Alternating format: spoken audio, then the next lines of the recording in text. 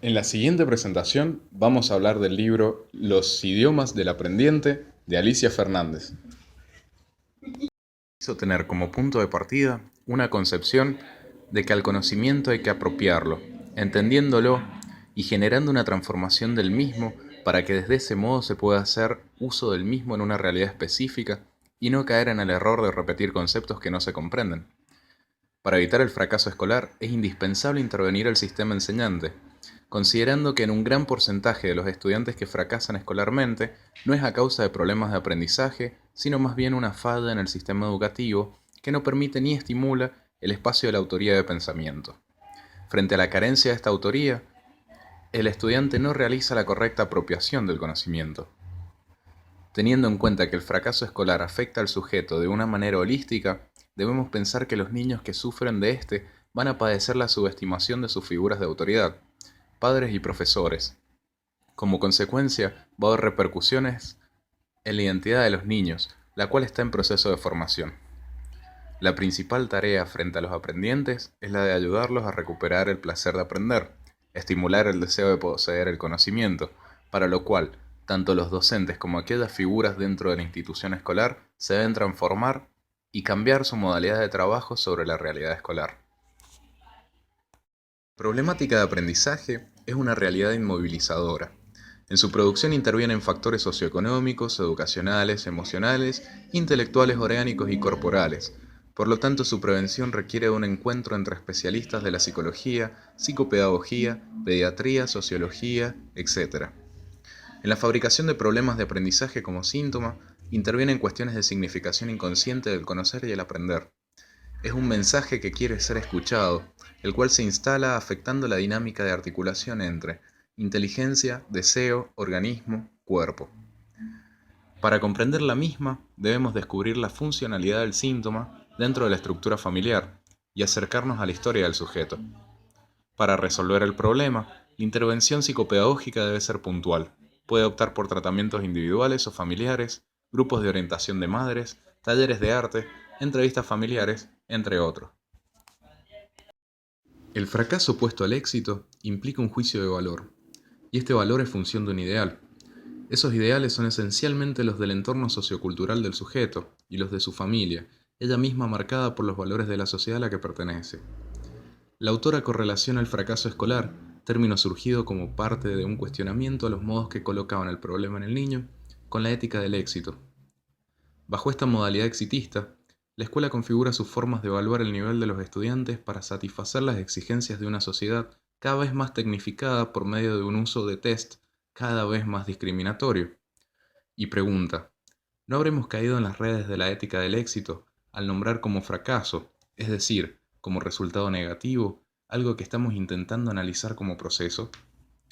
Fernández señala que no solo es necesaria una intervención psicopedagógica que actúe interdisciplinariamente, en particular con la pedagogía, sino también que un psicopedagogo que trabaje en una escuela requerirá una formación psicoanalítica que le permita dar cuenta de fenómenos transferenciales, cuestiones de lo grupal y a su vez lo institucional.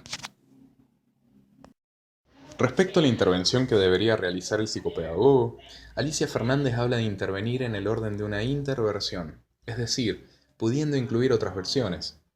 A su vez, será necesario que el psicopedagogo no pretenda llevar el consultorio a la escuela, sino que pueda servirse de la experiencia en su trabajo clínico para ubicarse delante de maestros, estudiantes e inclusive de sí mismo como una persona que propicia espacios de autoría de pensamiento, y no intentando responder a los reclamos que en ocasiones suele realizar la escuela, pretendiendo el psicopedagogo o el psicólogo escolar un tratamiento individual para los niños considerados con fracaso escolar, o bien que se lo diagnostique y derive a profesionales que atiendan fuera de la institución educativa. El psicopedagogo debería asumir entonces una posición dentro de la escuela dirigida a la relación entre la modalidad enseñante de la institución y la modalidad de aprendizaje de cada estudiante, apuntando al surgimiento de sujetos autores de su propio pensamiento, no solo a través de favorecer el diálogo entre sujeto enseñante y sujeto aprendiente que posee cada persona, sino partiendo del ejemplo, desde su propia autoría, dirigida a que cada docente pueda ver que el problema que conlleva a la consulta está en la relación con su estudiante, no en él. Es decir, que pueda mirar siempre el problema de una manera diferente, como cada psicopedagogo, que mediante su accionar convoca a todos a la reflexión sobre su quehacer, considera el fracaso escolar y el problema de aprendizaje siempre como un enigma a descifrar y que no debe ser acatado sino escuchado. Estas problemáticas es necesario promover el trabajo interdisciplinario. Este último se relaciona con la inteligencia, aludiendo a un concepto que se va construyendo activamente y se produce en interacción social. Por otro lado, a pesar de la complejidad que conlleva integrar con diversas disciplinas otros puntos de vista, resulta sumamente fructífera esta tarea para no quedarse con un recorte acotado de la realidad, recibiendo otros aportes de otras teorías y metodologías pertinentes. En relación a las cuestiones éticas, se hace necesario que la psicopedagogía salga del consultorio, y al dirigirse a otros ámbitos, no debe intentar trasladar el consultorio, ni menos aún proponerse como una pedagogía superior. A partir de observar solo la manifestación de los problemas, sin analizar la modalidad del aprendizaje, lamentablemente muchos fracasos escolares son diagnosticados equivocadamente y tratados por diferentes especialistas como problemas de aprendizaje. Esto puede llevar a que se diagnostiquen equivocadamente como deficiencias mentales, muchas deficiencias en el conocimiento de los diagnosticadores. A su vez, se diagnostican con liviandad dislexias, disgrafias o discalculias, y de esta manera los maestros quedan excluidos de su posibilidad de responsabilizarse de su enseñar. Los padres, al preguntarse por su implicación, y por lo que es aún más grave, los niños son colocados como objetos de manipulación. Como consecuencia de un mal diagnóstico, el niño puede producir un problema de aprendizaje, como mensaje inconsciente que requiere ser escuchado, y es en esa escucha donde debe incluirse e involucrarse el psicopedagogo.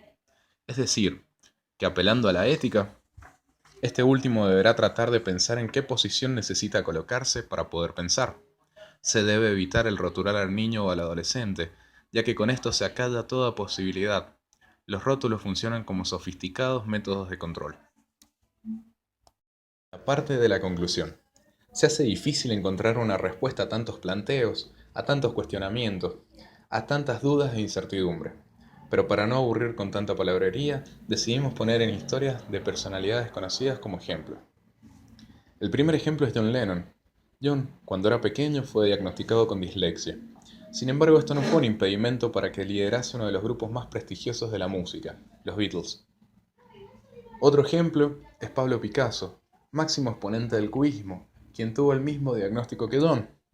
Este pintor y artista es autor de obras como Las señoritas de Aviñón, hecho en 1907, y como no puede faltar en todo artista, un autorretrato, sin olvidar a Guernica, cuyo cuadro fue pintado en 1937 durante la Guerra Civil Española. Ah, y para quienes no saben, es el principal cuadro de la sala de reuniones de la ONU. También Albert Einstein tuvo problemas en su habla, ya que no pudo desarrollarla hasta sus 3 años de edad. Inclusive, como podemos ver en su boletín escolar, no era un excelente alumno para lo que el sistema pedía. Aún así, no dejó de ser un excelente físico reconocido por desarrollar la teoría de la relatividad. Si estas 3 grandes personalidades hubieran sido diagnosticadas con fracaso escolar, ¿habrían desarrollado sus potencialidades? O, teniendo en cuenta el caso de Einstein, ¿la escuela no haría la función inversa a lo que su objetivo propone? Creemos que la clave está en reflexionar. Reflexionar acerca de nuestro quehacer profesional, reflexionar acerca de nuestra posición frente al otro. ¿Realmente existe el fracaso escolar? ¿O acaso no será que hay todo un sistema que está fallando?